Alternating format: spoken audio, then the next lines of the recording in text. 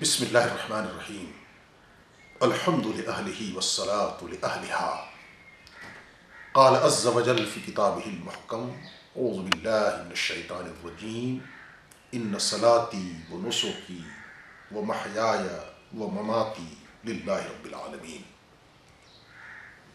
خواتین و حضرات، آج پورے بر صغیر کے ساتھ ساتھ جموں کشمیر میں بھی عید الاضحیٰ کی یعنی عید قربان کی تقریب سعید انتہائی جوش و خروش اور مذہبی عقیدت و احترام کے ساتھ منائی جا رہی ہے۔ عید الاضحیٰ یا عید قربان، اس کا فلسفہ، اس کی تاریخ، اس کا پس منظر ہم سب بڑی حد تک واقف ہیں، لیکن ایک اصولی بات یہ ذہن میں رکھا جائے کہ قربانی کا جو تصور ہے یہ روز اول سے ہے۔ حضرت آدم علیہ السلام جو ہمارے جد امجد ہیں، انہی کے دور سے قربانی کا بھی تصور ہے۔ ان کے دو صاحبزادوں حابیل اور قابیل نے اللہ کے راستے میں قربانیاں پیش کی۔ قابیل نے غلے کی قربانی پیش کی، حابیل نے جانور کی۔ اس دور میں اللہ کی طرف سے ایک ضابطہ تھا کہ قربانی کرنے کے بعد وہ غلے یا جانور پہاڑ کے دامن میں رکھ دیے جاتے تھے اور غیب سے آگ نمودار ہوتی تھی۔ جس قربانی کو آگ جلا کر خاکستر کر دیتی وہ اللہ کی نظر میں قابل قبول ہوتا، پسندیدہ سمجھا جاتا۔ قربان یہ قرآن کے وزن پر ہے۔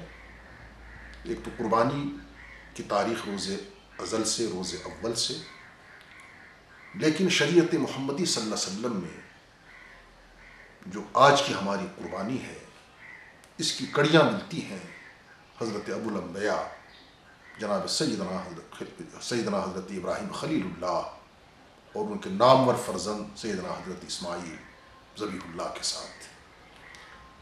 مشہور واقعات ہیں قرآن مجید میں، اجمالی طور پر قربانی کے احکامات، اس کی تفصیلات ہیں، جبکہ احادیث مقدسہ میں جناب سرور کائنات امام الانبیاء محمد عربی صلی اللہ علیہ وسلم نے پوری تفصیل کے ساتھ ایک ایک جز کو خود بھی بیان فرمایا، صحابہ کے پوچھنے پر مزید آپ نے وضاحت فرمائی۔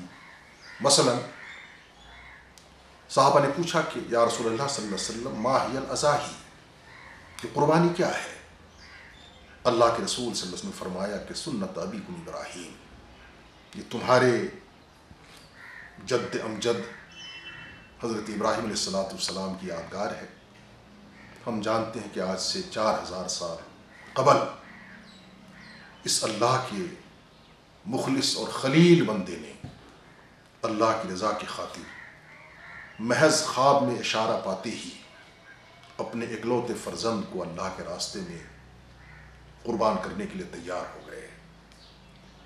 یہ قربانی، اس کا فلسفہ دراصل سب کچھ اللہ کے راستے میں وقت اگر آ جائے تو نظر کر دینے کا نام ہے۔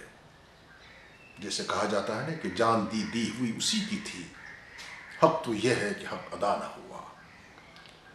پھر صحابہ کے پوچھنے پر فرمایا کہ تمہاری جد امجد کی یہ سنت ہے، ان کا طریقہ کار ہے۔ پھر صحابہ نے پھر عرض کی اس میں ہمارے لیے کیا اجر ہے؟ ارشاد ہوا کہ قربانی کے جسم پر جو کھال ہے، اس میں جتنے بال ہیں، ایک ایک بال کے عوض تمہیں نیکی ملے گی، اور قربانی کے دن قربانی سے بڑھ کر کوئی عمل نہیں۔ چنانچہ قربانی کے جانور کو ذبح کرنے کے ساتھ ہی قربانی کرنے والے کے تمام گناہ اللہ تعالیٰ معاف فرما دیتے ہیں اور قربانی قبول ہو جاتی ہے۔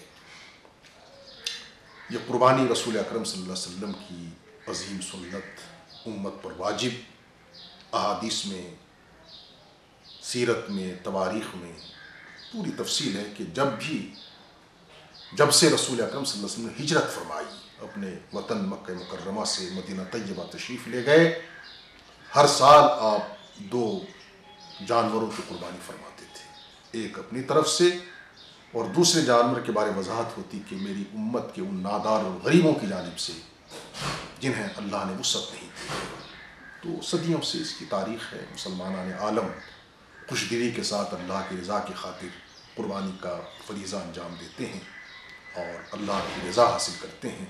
لیکن آج کی تاریخ میں صرف ہمیں اس بات کی ضرورت ہے کہ ہم تھوڑی سی ذمہ داری کا احساس کریں، اپنے نفس اور معاشرے کا جائزہ لیں کہ ہم جو قربانی کر رہے ہیں ہمیں وہ قربانی جو ہم کر رہے ہیں تو ہمیں وہ فوائد حاصل کیوں نہیں ہوتے، یا وہ روح ہمارے اندر کیوں نہیں بیدار ہوتی ہے جو اصل قربانی کا فلسفہ ہے. جس طرح علامہ اقبال نے مرثیہ پڑھا تھا کہ مسلمانوں میں خون باقی نہیں ہے، وہ دل وہ آرزو باقی نہیں ہے، نماز و روزہ و قربانی و حج یہ سب باقی ہیں، تو باقی نہیں ہے. ہم جب قربانی کریں تو اللہ کی رضا مد نظر ہو، اور پھر قربانی کے جو پھر مسائل ہیں، تفصیلات ہیں، وہ مقامی علماء سے ائمہ سے پوچھ کر ان پر پوری سختی کے ساتھ عمل کیا جائے کہ یہی شریعت اسلامی کا تقاضا ہے اور آج کے حالات کا بھی ہم سے مطالبہ ہے. وآخر دعوانا ان الحمد للہ رب العالمین.